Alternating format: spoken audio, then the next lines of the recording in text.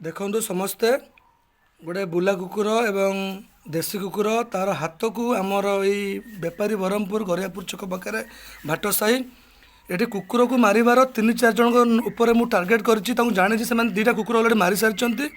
ଦେଖନ୍ତୁ ବିଚରା କୁକୁରଟେ ସିଏ ଲୋକଙ୍କ ଘରକୁ ଗଲେ ଦିମୁଠା କିଏ ତାକୁ ଅଇଁଠା ମଇଁଠା ଦିଏ ଖାଇବା ପାଇଁ, କିନ୍ତୁ ଆମେ ଯଦି କୁକୁରମାନଙ୍କୁ ଖାଇବାକୁ ନ ଦେଇପାରିବା କ'ଣ ଏଇଭଳି ଭାବରେ ଆମେ ପିଟିକି ମାରିକି ତାର ହାତ ଗୋଡ଼ ଏଞ୍ଜୋର୍ଡ କରିବା?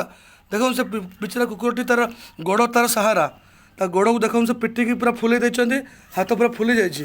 ମୋର ଟିକେ କୋର୍ଟ କାମ ଅଛି, ମୁଁ ଟିକେ କୋର୍ଟ ଯାଉଛି, ମୁଁ ଜଣେ ଆଡ଼ଭୋକେଟ୍ ଏବଂ ଏ ଗାଁରେ ମୁଁ 4 ଜଣଙ୍କ ଉପରେ ଟାର୍ଗେଟ୍ କରିଛି। ଇଏ ନିଶ୍ଚିତ ଭାବରେ ତାଙ୍କର ଭିତରୁ କେହି ଗୋଟେ ମାରିଥିବ। ଯଦି ତୁମ ଗାଁକୁ ସେ ପଶିଗଲା କି ଖାଇବା ପାଇଁ ଗଲା, ତୁମେ ତାର ଖାଇବାକୁ ଦେଇ ବିଦା କରିଦେଲନି। କୁକୁରକୁ ମାରିକି ତା ଗୋଡ଼ ଭାଙ୍ଗିବା କୌଣସି ଠିକ୍ ହେଲା ନାହିଁ। ଏହା ତୁମେ ଆଇନକୁ ହାତକୁ ନେଇଛ। ଦ ଆନିମଲ୍ସ କ୍ରୁଏଲିଟି ଆକ୍ଟ 1960 ଅନୁଯାୟୀ ଆପଣ ଦଣ୍ଡିତ ହେବେ। ବ୍ୟସ୍ତ ହେବାର କିଛି ନାହିଁ। ଏ ଭିଡ଼ିଓ ମାଧ୍ୟମରେ ମୁଁ ଏଫଆଇଆର୍ ଦେବି ଏବଂ ମିଡ଼ିଆ ଡକାଯିବ ଏବଂ ଠିକ୍ ହେଲା ନା ଯାହା ହେଲା। ଦେଖନ୍ତୁ କୁକୁରଟିର ହାତକୁ ପୁରା ମାରିକି ପୁରା କିଏ ଭାଙ୍ଗି ଦେଇଛି, ଖୁଆ ଖସି ଦେଇଛନ୍ତି। ସେ ଗୋଡ଼ ତାର ଠିକ୍ ହେବ କି ନ ହେବ ତାର ସନ୍ଦେହ।